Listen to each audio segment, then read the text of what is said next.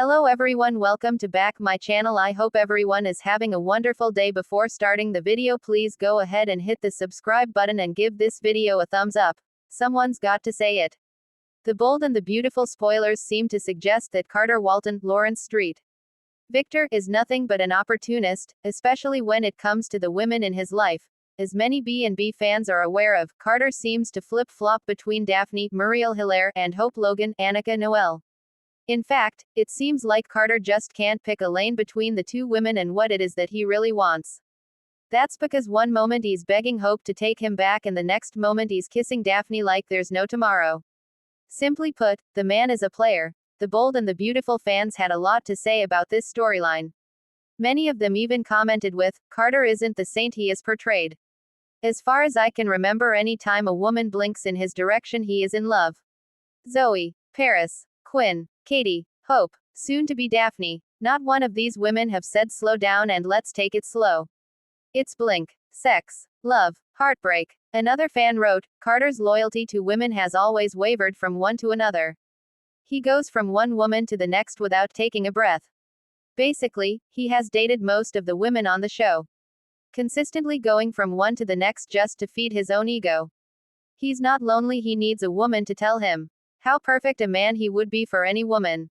That's what Daphne Rose is telling him, and he's eating it up. Carter Walton has always played the role of the noble knight in shining armor, loyal, morally upright, and the steady hand at Forrester Creations. But recently, the cracks in that carefully polished armor have begun to show. And as more secrets unravel, some in Los Angeles are beginning to wonder, has Carter been an opportunist all along? This week on The Bold and the Beautiful, what starts as a romantic entanglement turns into a power grab, and Carter may finally reveal his true colors. The fallout from Eric's recovery, a power vacuum emerges. With Eric Forrester still on the slow path to recovery and Ridge spending more time attending to Brooke's mounting emotional instability, the executive hierarchy at Forrester Creations is wobbling. Carter, the company's trusted COO, has been stepping in to fill the gaps, at first graciously, then more assertively. Katie Logan, Carter's on-again, off-again partner, starts to grow uneasy. Their once sweet romance is now loaded with tension as Carter seems more preoccupied with board meetings and his frequent private consultations with Steffi and Thomas than with her. When she gently calls him out on his growing ambition, he brushes her off with a charming smile. "Come on, Katie. You know I'm doing what's best for the company," Carter insists, but Katie can't shake the feeling that Carter's interest in Forrester Power might be more than professional. Carter's flirtation with Power, and Poppy. Meanwhile, something unexpected brews. Carter crosses paths with Poppy Nizawa at Il Giardino, and their flirty banter sets off alarm bells. What begins as a casual conversation about the complicated Forrester-Luna drama turns oddly personal. "You deserve someone who sees your worth," Carter tells her, his voice low and intense. Poppy, reeling from the latest chaos involving Luna and Bill, is caught off guard by Carter's attention.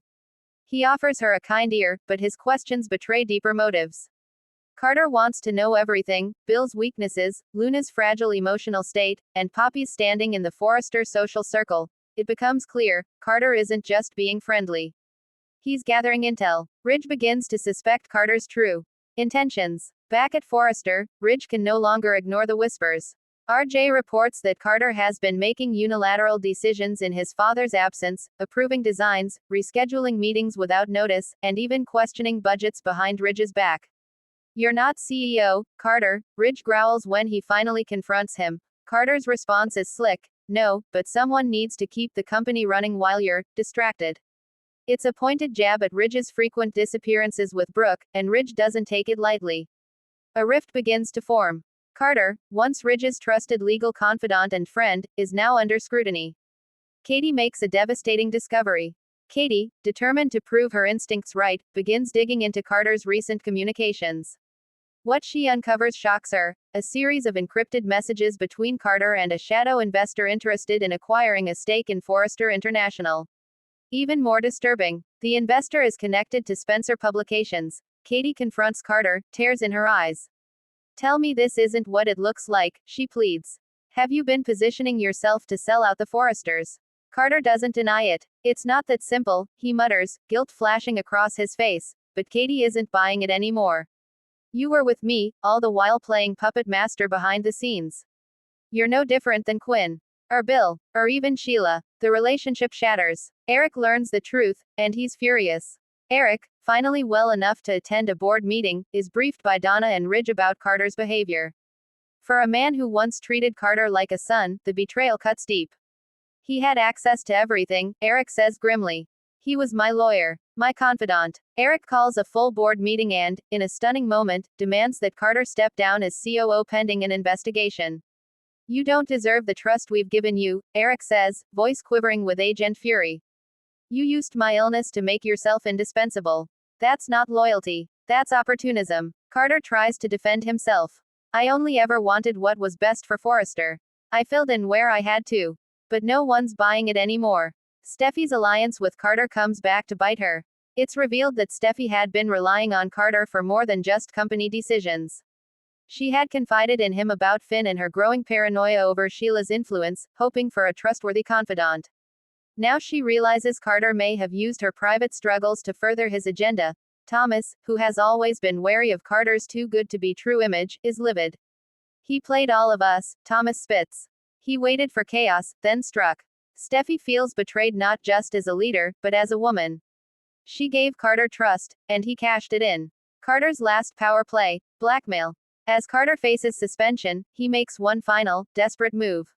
He confronts Ridge in private and reveals he knows about a confidential contract Ridge drafted during Eric's hospitalization, one that could expose legal liability if leaked. I kept your secret, Carter hisses. Maybe it's time you keep mine. Ridge stares him down. You just made your biggest mistake. Later, Ridge tells Eric about the blackmail attempt. That's the nail in the coffin. Carter is officially terminated, not just suspended. Legal action is discussed, and Ridge instructs the legal team to investigate further. A lonely walk into the sunset, or a new schemer in the making. Carter is left with no allies. Katie won't return his calls. Poppy has distanced herself. Even Zende looks disappointed, having idolized Carter for years. And Donna, usually full of warmth, won't even look him in the eye. Carter stands outside Forrester Creations, stripped of his badge, his status, and the legacy he thought he was building.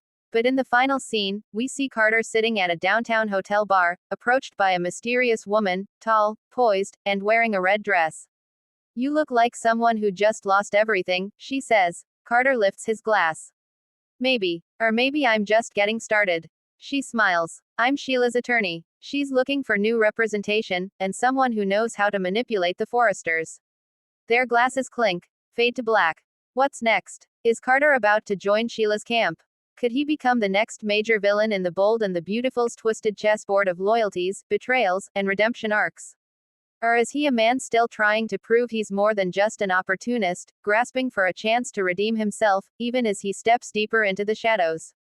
Either way, one thing is clear, Carter Walton is not the man we thought he was, and Los Angeles may never be the same. Thanks for watching this video and please subscribe our Bold and Beautiful Update YouTube channel for more update news.